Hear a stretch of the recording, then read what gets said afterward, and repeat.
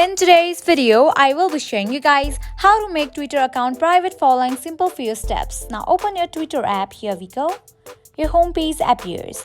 At the top left corner, you can see your profile icon, tap on it. Over here, you can see different kind of options. Go to the option settings and privacy given at the bottom, tap on it. Now go to the option privacy and safety. Now at the top, you can see the option of audience and tagging, tap on it. Here you can see this option of protect your tweets. You have to enable this option. Just tap on this icon. Now it is enabled. Go back. Again tap on your profile icon given at the top left corner. Tap on your profile picture. Here you can see this kind of icon.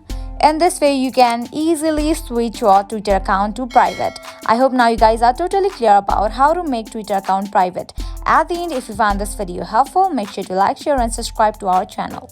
Also be sure to check out our website createlogindelete.com, which is linked in description below for various helpful guides, tips and tricks for your favorite social media apps and software. Thank you.